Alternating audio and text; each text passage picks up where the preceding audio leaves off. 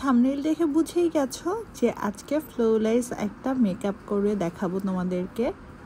Base মেকআপটা যদি একদম নিট অ্যান্ড ক্লিন হয় তাহলে দেখবে যে কোনো ড্রেস, যে কোনো কিছু তুমি খুব ভালোভাবে ক্যারি করতে পারছো। কনফিডেন্স লেভেলটা অনেক বেড়ে যায়। চলো তাহলে শুরু করা যাক।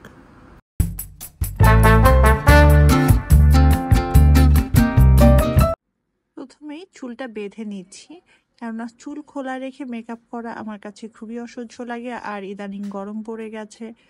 প্রথমেই আইব্রোজটাকে কনসিলার দিয়ে ক্লিন আপ করে নিচ্ছি।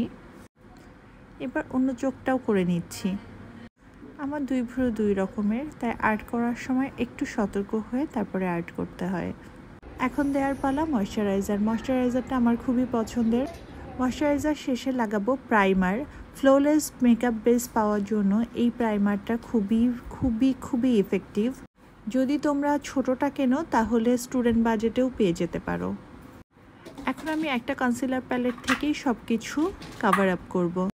চোখের নিচে, ঠোঁটের চারিপাশে যত আনইভেন টোন ছিল সেগুলো আমি কনসিল করে নিচ্ছি।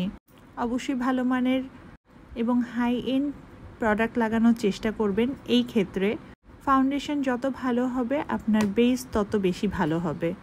এখানে আমি শার্লেট টিলবেরির ফাউন্ডেশনটা ইউজ করছি, শেড নাম্বার হচ্ছে 7।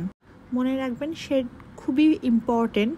শেড যদি লাইট হয়ে যায় তাহলে আপনার মেকআপ বেস কখনোই ভালো হবে না। কন্ট্যুরের পালা। কন্ট্যুর আমি খুব কম করছি, কেননা আপনারা দেখতেই পাচ্ছেন আমার মুখ কিন্তু খুব একটা ভারী না। হালকা করে দুই পাশে কন্ট্যুর করে নিব।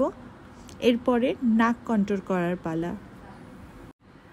নাকটা আমার একটু কন্ট্যুর করতেই হয়, কেননা নাকটা অনেক বেশি মোটা আমার খুব ইচ্ছা নাকটাকে একদম চিকন দেখানোর, কিন্তু আমি কখনোই কেন যেন পারি না।